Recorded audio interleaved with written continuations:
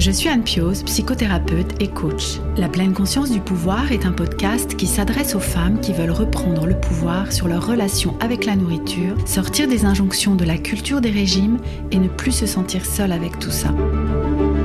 Dans ce podcast, je partage des outils, des réflexions. Je vous parle aussi de pleine conscience et d'introduire dans votre quotidien plus d'observation de votre propre fonctionnement. Je vous propose également des témoignages de femmes qui vivent ou ont vécu un trouble du comportement alimentaire ou une relation compliquée avec leur alimentation. Leurs témoignages vous permettront, je l'espère, de réaliser que nous sommes nombreuses à nous retrouver prises au piège de cette relation toxique. Je vous laisse avec l'épisode du jour. Moi, je suis infopreneur. Donc, mon entreprise, c'est une entreprise où je vends des formations en ligne. Ça veut dire que je suis très visible. Et récemment, j'ai fait une pub où on me voit assise sur mon futon. Et évidemment, j'ai reçu un commentaire sur mon poids. Je me suis longtemps empêchée d'être visible parce que je suis grosse. Moi, quand j'ai commencé, je trouvais qu'il n'y avait que des exemples de personnes minces dans mon univers de l'entreprise en ligne. Moins on est représenté, moins on peut encourager d'autres personnes grosses à se montrer, puis plus on laisse cette espèce de cercle vicieux-là se perpétuer. N'hésitez pas à m'envoyer un audio sur Instagram, ça va me faire plaisir d'être votre cheerleader et de vous écouter un petit peu. Il n'y a aucune raison pour que ça ne progresse pas pour les gros et les grosses de ce monde, donc je suis très optimiste quand même. Bienvenue dans ce nouvel épisode du podcast La pleine conscience du pouvoir. Je vous propose aujourd'hui un épisode à deux voix puisque j'ai la chance de recevoir Alex Martel. Bonjour Alex. Bonjour. Alex, tu es amoureuse des grues, passionnée de rédaction persuasive, auteure du livre Ajoute un zéro paru en novembre 2021, formatrice et créatrice du podcast 15 minutes de persuasion. Tu vis au Canada et c'est vraiment un honneur pour moi de te recevoir aujourd'hui. Je dis un honneur parce que je suis ton travail depuis un certain temps et que je trouve précieux vraiment que tu prennes aujourd'hui ce temps avec nous pour échanger. Alors, au point où on en est, vous vous demandez peut-être là tout de suite le rapport entre Alex, son travail, les grues et notre sujet ici, puisque La pleine conscience du pouvoir est un podcast qui parle de relations avec l'alimentation, de rapport au corps et de pleine conscience. En fait, je t'ai contacté Alex suite à une newsletter que tu as partagée avec tes abonnés fin janvier de cette année 2022 et dans laquelle tu partageais une expérience fort désagréable que tu as vécue sur les réseaux. J'espère que tu veux bien nous la raconter, mais peut-être avant, souhaites-tu compléter la façon dont je t'ai présentée? Non, ça me convient parfaitement. Écoute, je trouve que tu as fait une très belle présentation, ça, c'est parfait. Ok. Est-ce que tu es ok pour nous partager cette expérience fort désagréable, en fait, que tu as vécue? Oui, absolument. Donc, moi, je suis infopreneur. Donc, mon entreprise, c'est une entreprise où je vends des formations en ligne. Formations en ligne que je vends beaucoup en parlant de mon expertise sur Internet. Ça veut dire que je suis très visible. Donc, je publie sur LinkedIn, sur Facebook. Je fais aussi de la publicité. Et évidemment, on reçoit toutes sortes de commentaires sur nos publicités. Et récemment, j'ai fait une pub qui a vraiment mieux performé là, que beaucoup d'autres de mes publicités où on me voit assise sur mon futon avec mon charmant petit chaton. Donc, oui. Crapule quand c'était encore une toute petite bébé minette. La photo est super colorée, je suis de bonne humeur sur la photo et ça se voit, c'est une photo que j'aime beaucoup. Et évidemment, parce qu'on se coltine toujours des commentaires désagréables, j'ai reçu un commentaire sur mon poids sous la photo.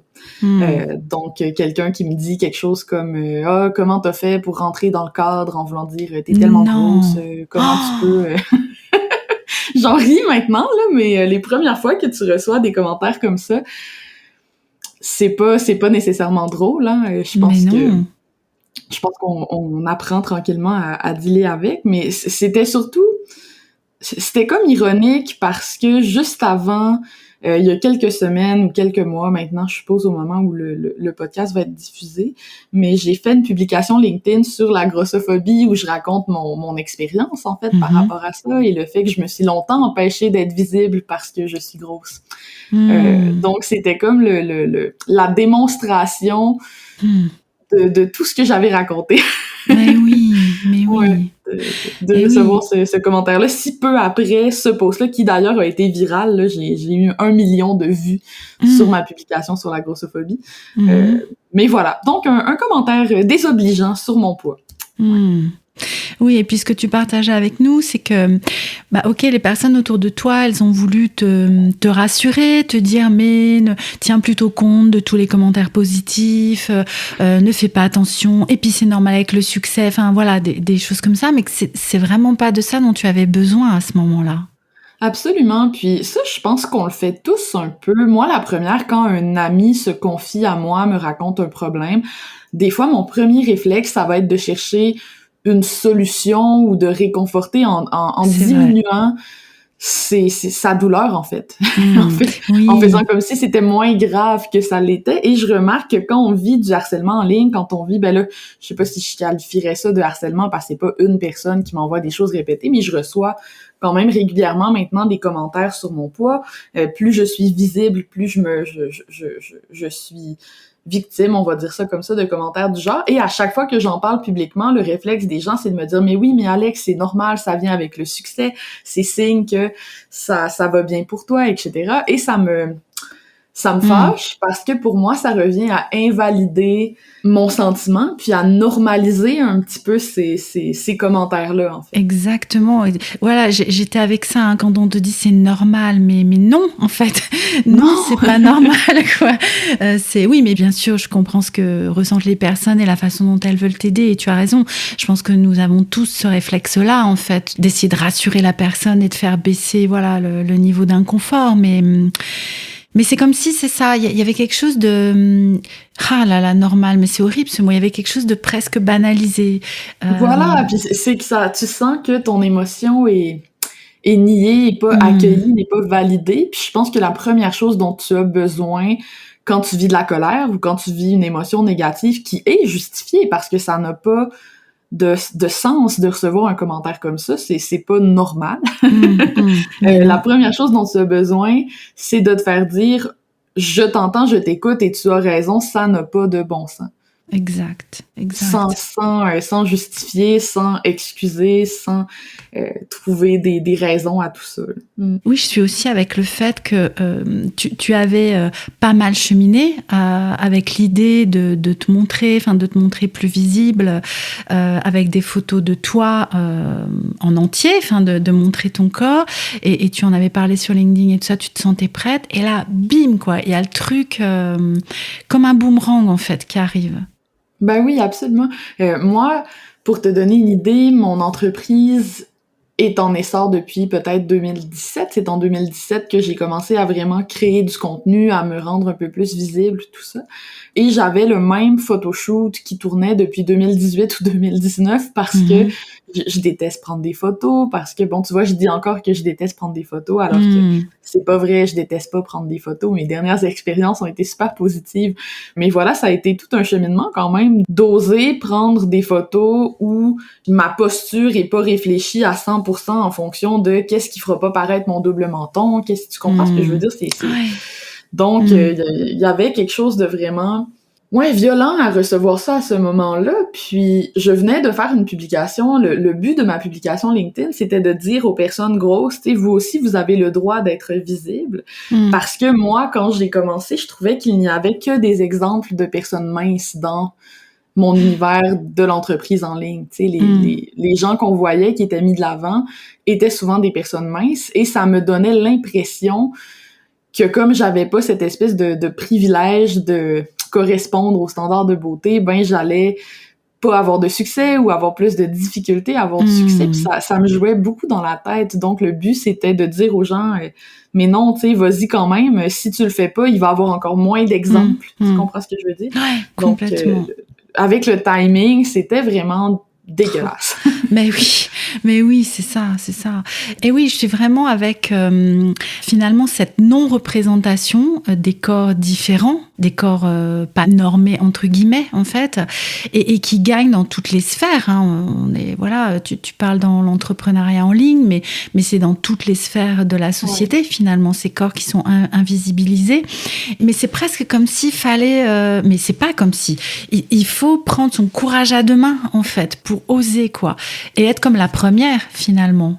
Oui, voilà. Puis plus on le fait, plus on va encourager d'autres personnes à faire comme nous. Puis moi, une des choses qui a beaucoup changé la manière dont je me sens en lien avec mon corps, c'est de suivre des influenceuses sur Instagram qui ont un corps qui ressemble davantage au mien, tu sais. Entre autres, je suis beaucoup des femmes grosses qui font du sport. Mais oui. Parce que pour moi, le sport est très relié à cette idée que je dois perdre du poids, puis pour moi, c'est un milieu qui est très toxique.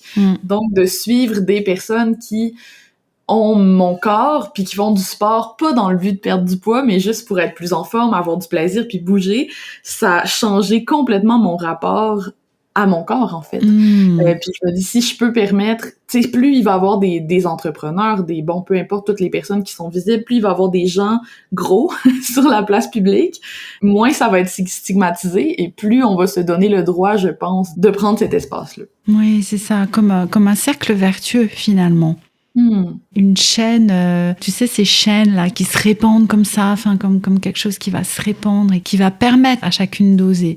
Et je suis, oui, d'accord avec toi par rapport à la sphère du sport. Hein. On en avait parlé dans un épisode précédent avec Camille, qui est kiné et qui est aussi créatrice d'une plateforme qui s'appelle Corps en Move. Et Camille milite beaucoup aussi par rapport au mouvement pour se faire du bien, au mouvement pour se sentir mieux dans son corps et sans aucune injonction à le modifier ou à perdre du poids ou quoi que ce soit. Et je suis tout à fait d'accord avec toi que c'est important finalement de diversifier en fait les images qu'il y a autour de nous. Alors dans tout ce qui est l'espace public, on n'a pas trop de prise là-dessus parce qu'on le subit un peu, mais sur les réseaux, nous avons un pouvoir de choisir aussi les images que nous voulons voir. Ouais. Donc, ça peut être vraiment puissant. Ouais, finalement, le but de mon intervention, c'était de sensibiliser les gens au fait que c'est pas parce que ça arrive souvent que c'est normal ou acceptable, parce que aussi, je pense que les réseaux sociaux amplifient beaucoup des comportements de marge. Tu sais, je te donne un exemple. Cette publicité-là a été vue par des dizaines de milliers de personnes. Puis il y a une personne qui a fait ce commentaire-là. Donc oui, à toutes les fois que je vais faire une publicité, je vais me coltiner 1 ou 2 commentaires négatifs sur mon poids.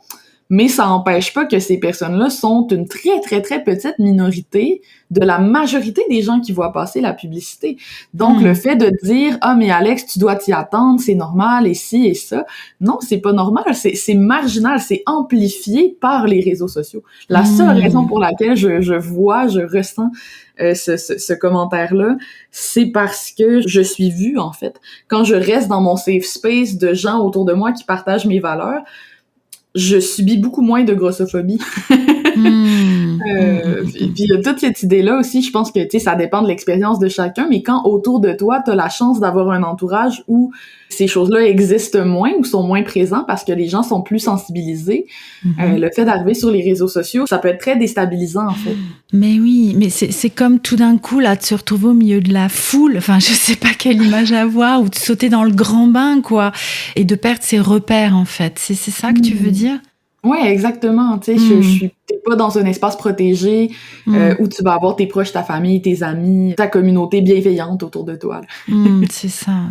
Et paf, quoi, la violence du truc que tu te prends dans la figure, quoi. C'est. Ouais. Et du coup, tiens, est-ce que tu as répondu? Comment tu gères ça? Enfin, s'il y a à le gérer d'ailleurs. Moi, j'ai pas répondu. En fait, je considère que c'est une perte d'énergie.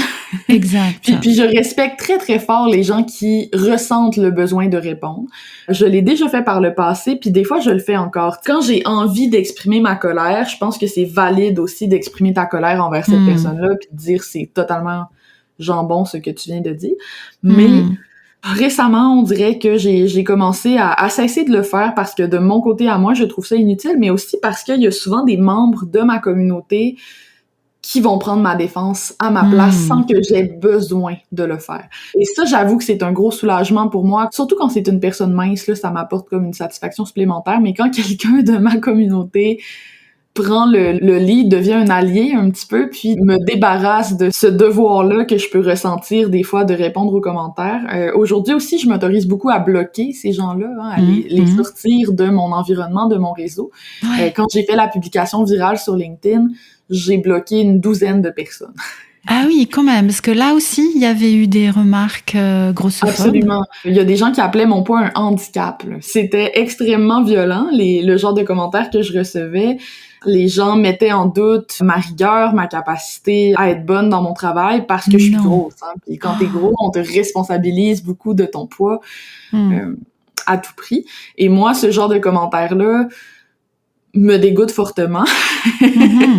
Et en fait, sur tes réseaux sociaux, tu es chez toi. Hein. Donc, il y a comme cette idée qu'on a le droit de débattre ici et ça. Mais moi, quelqu'un qui me dit des fausses croyances puis des préjugés comme ça sur la grosseur, je vois pas pourquoi j'ai à le supporter dans mon environnement à moi, dans mon réseau LinkedIn professionnel à moi qui plus est. Donc, j'ai juste bloqué systématiquement toutes les personnes qui émettaient une opinion que moi je jugeais violente ou dérangeante.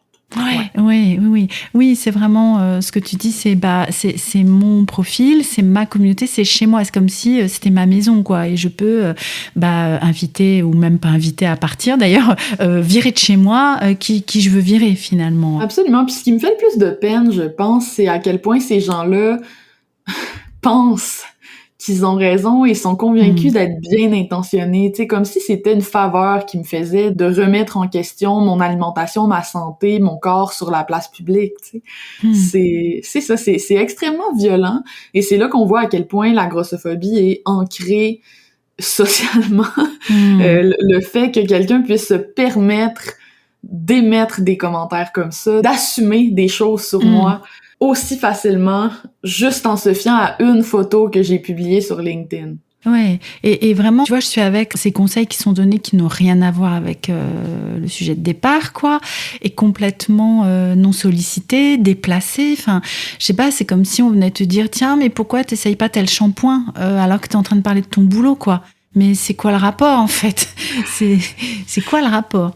Non, absolument. Puis tu sais, le but de cette publication-là, c'était de dire, tu sais, même si tu es gros, tu mérites d'être visible, puis t'as des choses à dire, puis tu devrais pas t'excuser d'être gros, finalement, puis tu peux avoir du succès, même si tu es gros. C'était une publication qui était très inoffensive, à mon sens, parce que le seul but, c'était d'inspirer des gens par la représentation et de voir que juste le fait d'exister en tant que personne grosse et de dire « Salut, j'ai du succès », ça dérange assez pour que des gens viennent, principalement des hommes d'ailleurs, viennent me mansplainer ma santé. C'est ça. C'est fascinant et très triste. Mais oui, restons aussi avec ce qu'on disait tout à l'heure de la non-normalité, de ce qui vient être même au-delà de l'insulte, parce que dans le premier exemple que tu donnais, c'était insultant, ou alors les conseils non sollicités, etc. Enfin, stop quoi. Tu sais, moi je suis un petit peu naïve, donc je suis toujours surprise en fait. C'est comme si à chaque fois je me dis mais comment c'est possible que ça passe par la tête des gens? Alors mon entourage me dit mais Anne, arrête, descends sur terre. Mais oui, et puis il y a aussi ce que tu disais tout à l'heure du fait que les réseaux c'est facilitant pour ça. C'est comme si on était presque anonyme. Enfin il y a un phénomène comme ça quoi. Mais voilà, moi je tombe des nues et qu'on en soit encore là, que des personnes aussi reviennent mettre en cause des compétences en fait en tant que professionnel à cause de l'image du corps. Enfin, mais qu'est-ce que ça veut dire quoi? C'est tous les stéréotypes autour de la grosseur qui sont tellement fortes. Tu sais, c'est ça l'idée de toujours rendre responsables les personnes de leur poids, comme si on était obligatoirement paresseux, comme si on s'alimentait obligatoirement mal, comme si, alors que c'est faux d'abord, mais même si c'était vrai, ce serait pas de tes affaires. Il y a plein de personnes minces qui ne sont pas en santé et qui ne se coltinent pas des commentaires inappropriés sur leur corps sans arrêt, tu sais. Moi, ce qui me tue aussi avec ces commentaires-là, c'est que c'est ça qui nous dégoûte du sport, en fait. Exact. C'est pas le fait d'être gros qui nous empêche de bouger, c'est les regards qu'on porte sur nos corps qui font qu'on peut pas aller dans un espace comme un gym sans être entouré de photos avant-après puis d'une espèce de toxicité autour de compter les calories et ci et ça, qui fait que ces espaces-là sont difficiles à investir pour les personnes grosses. Donc, si tu veux, même si ton désir réel, c'est que les personnes grosses bougent plus, tu nuis. Ben oui, c'est ça. Il y a personne qui a envie de bouger parce qu'on l'a stigmatisé, là. Je veux dire, c'est un non-sens. Et ça me fascine. Moi, quand j'ai commencé à faire un peu de course à pied, je me rappelle comment j'étais stressée de, trouver des vêtements appropriés, mais aussi comment j'étais stressée après de juste courir dehors à la vue de tous, tu sais, on m'a projeté des complexes, tu sais, pour des raisons totalement... Oui, et c'est important ce que tu dis là, parce que on a commencé en parlant des réseaux, en fait, de la visibilité sur les réseaux, mais cette visibilité, elle est quotidienne dans l'espace public, enfin dans toutes les actions en fait que tu vas faire, que ce soit autour du sport ou autour de... J'ai discuté il y a pas longtemps avec une personne qui me disait mais moi je n'ose plus manger dans la rue en fait, je n'ose plus manger dans l'espace public, et même aller au restaurant devenait difficile parce qu'il y a sans arrêt ces regards jugeants, voire même des commentaires à haute voix, enfin qui viennent se mêler en fait de ça, et du coup c'est la seule solution, ce serait de se cacher, mais c'est pas ça la solution en fait, hein. Et c'est aussi le message que tu nous passes aujourd'hui. Ouais, c'est que plus on est nombreux à occuper l'espace, la représentation est tellement importante. Tu sais, on l'a vu à plein de niveaux. Tu sais, on l'a vu avec les femmes d'abord. Tu sais, quand il y avait presque pas de femmes scientifiques, par exemple, il y avait beaucoup moins de petites filles qui voulaient devenir des scientifiques parce que quand t'as pas de représentation, t'as pas de modèle, tu peux pas être inspiré à faire la même chose. Puis on a des exemples aussi de représentations qui sont anodins. Disons, au Québec, on a une émission qui s'appelle Révolution, qui est une émission de danse qui a eu un très, très, très grand succès. Et les inscriptions d'enfants dans les écoles de danse ont eu une augmentation drastique suite à la diffusion de cette émission de télé-là, parce que la représentation inspire et génère des comportements, change des attitudes. Et donc, plus on se cache en tant que personne grosse, moins on est représenté, moins on peut encourager d'autres personnes grosses à se montrer, puis plus on laisse cette espèce de cercle vicieux-là se perpétuer. C'est ça, puis c'est ça. Même les personnages, tu sais, c'est idiot, mais même, en fait, c'est pas idiot, c'est triste, mais même les personnages dans les téléséries, même sont écrits par des personnes minces et vont perpétuer encore là des préjugés sur les personnes grosses. Moi, je regarde ces temps-ci Brooklyn Nine-Nine, qui est considéré comme une émission de télé très woke, pour parler en langage de génération Z, mais très à gauche, très déconstruite, etc., etc. Et pourtant, c'est plein de blagues grossophobes. Non. C'est fou. Ah oui, je te jure, tu sais, il y a des personnages de toutes sortes d'origines, ça aborde les questions LGBT, ça aborde plein de sujets super importants, mais la grossophobie est là quand même. Puis ça m'a fasciné de voir à quel point on peut être déconstruit sur certains préjugés et quand même continuer de propager ces stéréotypes-là sur les personnes grosses très longtemps. Donc, c'est ça, il faut se montrer. Puis moi, quelque chose qui m'a fait sentir illégitime longtemps de parler de ce sujet-là, c'est que j'ai des grosses fluctuations de poids. Et c'est pas parce que je veux perdre du poids ou quoi que ce soit, mais par toutes sortes de raisons, j'ai un poids qui varie beaucoup d'un moment à l'autre.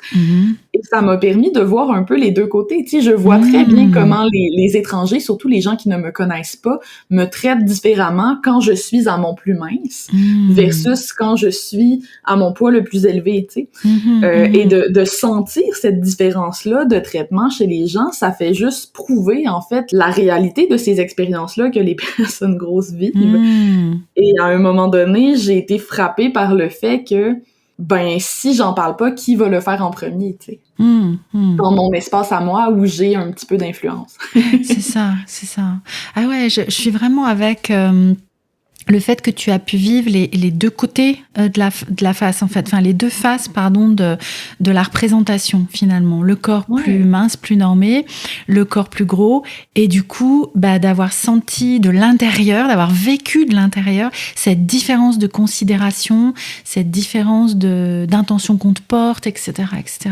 C'est super intéressant ça. Et c'est très difficile à vivre en fait, parce que bon, sans entrer dans les détails, moi quand j'étais à mon plus mince, j'étais pas en forme là, tu sais, c'était pas nécessairement positif, tu sais, entre autres il y a une médication qui m'avait fait perdre beaucoup de poids, ce genre de choses là, et donc de recevoir des compliments pour une perte de poids qui était même pas souhaitée, que t'as aucune idée ce qui se passe dans ma vie. Je me rappelle très bien avoir engueulé une de mes tantes de manière très très réflexive parce qu'elle venait de me faire un compliment sur mon poids et j'étais juste tellement fâchée parce que là tu réalises en fait tout le jugement qui était là avant, tu sais, tu comprends ce que je veux dire, c'est très violent de faire des commentaires aux gens, tu sais, dis à la personne wow, ça paraît que tu fais du sport, t'es en forme, t'as plus de cardio, fais des commentaires sur la santé des gens peut-être, mais vraiment tu rayonnes, je sais pas, mais faire des commentaires directement sur le poids des gens, c'est jamais positif, mince ou gros. Oui, c'est ça. Et pour l'avoir expérimenté aussi, j'ai perdu pas mal de poids il y a quelques années et je n'en revenais pas de tous les compliments, en fait. C'était c'est bien, bravo, enfin tu vois, les félicitations, je t'admire, enfin des trucs comme ça, parce que en plus je m'étais mis au sport en même temps. Et en fait, ce que les personnes ne savaient pas, et moi j'ai eu du mal aussi à me rendre compte, c'est que ça n'allait pas du tout, en fait, cette façon de vivre et de voir les choses, et que j'étais dans un comportement alimentaire complètement perturbé, en fait. Et donc après, j'ai repris du poids et du coup, je me disais, mais alors, ils vont penser quoi ? Qu'est-ce qu'ils vont se dire ? Enfin, toujours ces peurs et ces jugements, en fait. Donc oui, d'avoir vécu les deux facettes. Et puis, je suis aussi avec, mais qu'est-ce que c'est que cette habitude de commenter les silhouettes, les poids des gens, leur façon de manger, enfin voilà, cet éternel problème, quoi, du coup, vraiment. Ouais. Mais tu sais, je pense qu'il faut pas se le cacher, il y a un côté de tout ça qui est très capitaliste, hein? L'industrie de la perte de poids est tellement gigantesque que c'est à leur avantage, en fait, de nous faire sentir inadéquates et inadéquats, là. Je pense qu'il y a beaucoup d'hommes aussi qui expérimentent de la grossophobie maintenant. Oui, mais oui. Ouais. Du coup, parce que je suis en train de voir qu'on va bientôt se quitter, mais on a encore quelques minutes à passer ensemble.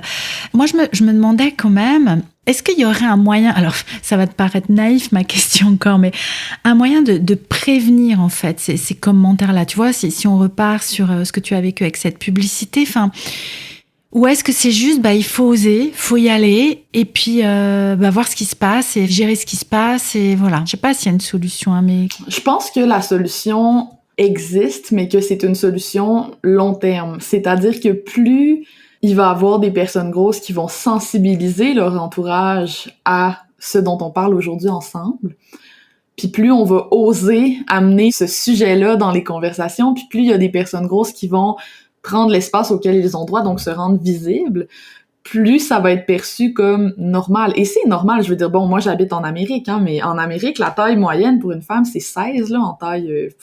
comme du Québec, et c'est pas mince là quand tu portes du 16 là. Puis c'est la taille moyenne, donc c'est très normal, il y a rien de bas normal dans le fait d'être gros. Fait que je pense que la solution existe à long terme dans le fait de prendre notre place, la représentation, etc. Ce qui est difficile, c'est que des évolutions comme ça, puis on l'a vu avec toutes sortes d'autres évolutions sociales, que ce soit justement la condition féminine, le mariage gay, etc. C'est des choses qui sont lente et qui demande vraiment un mouvement de société, une multitude de personnes pour que, bon, les attitudes de la population en général se mettent à changer. Fait que si je crois que c'est possible à moyen terme, oui. C'est la raison pour laquelle, d'ailleurs, j'en parle. À court terme, malheureusement, je pense pas que c'est possible d'éviter de recevoir aucun commentaire comme ça. Tu sais, je pense que la réalité, c'est que vu comment les réseaux sociaux sont faits, plus on est visible, plus on s'expose à des gens qui sont loin de nos valeurs, qui sont loin de bons, etc., et plus on risque de se retrouver avec des commentaires comme ça. Une chose qu'on peut faire, par exemple, c'est éduquer notre entourage sur ce dont on a besoin quand ça arrive. C'est-à-dire, je n'ai pas besoin que tu diminues mon émotion. J'ai pas besoin que tu nies ce que je ressens. J'ai pas besoin que tu excuses ou que tu justifies ce que je viens de vivre. J'ai juste besoin que tu m'écoutes et que tu partages ma colère, en fait. Que tu valides ma tristesse, ma colère, l'émotion que je vis en ce moment. Puis si on est capable de trouver dans notre entourage une ou plusieurs personnes qui sont en mesure de nous donner ce soutien-là, je pense que ça devient beaucoup plus facile d'être visible parce qu'on sent que notre colère est partagée, puis on n'a pas l'impression de... C'est ça, c'est quand on nie une émotion, l'émotion est là quand même. C'est ça, bah oui. Et c'est vraiment ça, hein, d'avoir l'entourage autour de soi pour soutenir ça, pour porter en fait dans cette... finalement, cette forme de militantisme, je sais pas ce que tu en penses. Oui, absolument. Ouais. Moi, c'est très assumé. Tu sais, je pense qu'au début, j'avais peur, surtout vu que j'ai une entreprise, de parler publiquement de ces choses-là. Mais on dirait que plus mon audience grandit, tu sais, sur LinkedIn, je suis suivie par 15 000 personnes maintenant. Donc, plus mon audience grandit, plus il y a une espèce de sentiment de responsabilité qui m'envahit. Où je me dis, si je n'en parle pas, qui va le faire? Mais oui, voilà. Oui. Comme une posture aussi de pionnière, d'oser y aller et je l'espère, mais vraiment, d'entraîner d'autres personnes derrière toi, en fait, à oser, à y aller. Ouais. J'ai une grosse pensée aussi pour les gens, parce que, tu sais, on parlait de l'importance de l'entourage et tout ça. Oui. C'est correct d'aller chercher un entourage en dehors de sa famille et de ses proches. Hein. Parce que des fois, moi, j'ai eu la chance d'avoir une mère qui a le même corps que moi et qui a subi beaucoup de grossophobie, entre autres de la part de ses sœurs, et qui, pour cette raison-là, puis tu sais, je veux pas intentionnellement là du côté de mes tantes, mais parce qu'on vit dans une société qui est tellement grossophobe que, je veux dire, on intègre tous ces schémas-là. Mais donc, ma mère m'a élevée dans une maison où il y avait pas de balance, où il y a aucun aliment qui était culpabilisant, où il y a pas... Et malgré ça, j'ai quand même intégré des notions grossophobes, tu sais, juste par l'école, par les médias en grandissant. Mais quand même, j'ai un milieu de vie proche qui est très sain. Et j'observe autour de moi que j'ai des amis grosses qui n'ont pas la chance d'avoir dans leur entourage immédiat cette espèce de safe space-là. Oui. Et je pense que si c'est le cas, c'est le temps de vous entourer d'autres personnes grosses qui vivent les mêmes choses que vous. Suivez des gens gros sur Instagram. Abonnez-vous à des podcasts comme celui-là qui parlent du sujet d'une manière qui est plus sensible, ne serait-ce que pour, justement, vous créer une communauté qui est bienveillante autour de vous, parce que on peut pas se rendre visible et faire tout ce que je suis capable de faire maintenant si on n'a pas du soutien pour passer à travers ces émotions-là qu'on vit. Oui, c'est ça. Mais oui, tout à fait, ouais. Merci beaucoup, Alex, pour cet échange passionnant. Il y aurait, je le dis à chaque fois que je reçois quelqu'un, j'ai l'impression de terminer de la même façon. Il y aurait encore beaucoup à dire. Et c'est vrai. Est-ce qu'il y aurait une dernière chose que tu voudrais partager avant qu'on se quitte ou peut-être le plus précieux, enfin, j'en sais rien, le truc à ne surtout pas oublier de dire? Mais en fait, j'ai juste envie de te remercier parce que tu sais, je fais beaucoup d'entrevues sur mon expertise, sur ce que j'accomplis dans mon entreprise en tant qu'entrepreneur, en tant que créatrice de contenu, tout ça. Mais c'était extrêmement important pour moi d'aborder ce sujet-là. Puis j'ai trouvé ça génial, en fait, de donner une entrevue sur ce vécu-là, en fait, qui fait vraiment partie de mon expérience et dont j'ai rarement l'occasion de parler comme ça pendant 30-35 minutes, tu sais. Donc oui, vraiment, Anne, je voulais juste te remercier pour la chance, en fait, de peut-être encore plus sensibiliser mon audience à cette question-là. Et puis, s'il y a des gens, tu sais, qui ont peur d'être visibles, qui ont hésité pas à m'envoyer un audio sur Instagram, ça va me faire plaisir d'être votre cheerleader et de vous écouter un petit peu. Oui. Osons, en fait. Je suis avec ce mot, en créant un espace bienveillant autour de soi, enfin, en allant le chercher s'il n'est pas là. Et voilà, et nous sommes là. Et il y a maintenant pas mal de personnes aussi sur Instagram qui parlent de grossophobie, qui échangent sur le sujet et qui militent aussi. Je pense à des comptes comme Stop Grossophobie, ou voilà, il y a différents comptes, qui peuvent nous permettre d'avancer. Il y a Gras Politique aussi, qui a un podcast que je trouve vraiment, vraiment intéressant et très utile pour sensibiliser les personnes non grosses ou dites normées. Oh, j'aime pas tous ces mots, mais bref, à ce que peuvent vivre les personnes grosses. Donc, ouais, ça commence. Et puis, je reste aussi avec cet espoir à moyen terme, tu vois, que tu nous partageais, d'aller dans ce sens, de changer les représentations et de changer les mentalités, que ça prend du temps, mais ça s'est déjà passé pour d'autres sujets, donc il n'y a pas de raison, en fait. Exactement. Si on l'a vu pour d'autres causes sociales, il n'y a aucune raison pour que ça ne progresse pas pour les gros et les grosses de ce monde. Donc, exactement. Je suis très optimiste quand même vis-à-vis le futur. Oui, ben ça fait du bien aussi d'entendre ça. Alex, où est-ce qu'on peut te retrouver? Alors, tu disais sur Instagram, donc je mettrai ton compte en lien dans la description de l'épisode. Absolument. Sur Instagram, sur LinkedIn, s'il y a des professionnels, des entrepreneurs qui nous écoutent, je suis très active sur ce réseau. Ou sur mon site web, lesmotspourvendre.com, parce que, bon, on en a peu parlé dans l'entrevue d'aujourd'hui, mais je suis une ancienne copywriter et j'enseigne en fait la persuasion. Ouais. Donc, c'est sûr que justement, les changements d'attitude, ça m'intéresse beaucoup. Exact. Oui, n'hésitez pas à aller voir tous les contenus d'Alex. Et pour les entrepreneurs, les entrepreneuses ici, je pense qu'il y en a quelques-uns. C'est vraiment super intéressant. J'aime beaucoup la façon dont tu communiques et j'ai beaucoup apprécié ton livre. Il est tellement clair, enfin comme de l'eau de roche, avec des incitations à passer à l'action, des choses pratiques. J'ai beaucoup aimé. Donc, n'hésitez pas aussi à vous le procurer. Et tous ces liens-là, on vous les mettra avec Cathy dans la description de l'épisode. Je te remercie beaucoup, Alex. C'était un grand plaisir pour moi de partager ce moment avec toi et de discuter ensemble et de participer à continuer à déconstruire, en fait, les représentations et tout ça. Merci encore à toi pour l'invitation. Je te souhaite une très belle fin de journée. Merci beaucoup, Alex.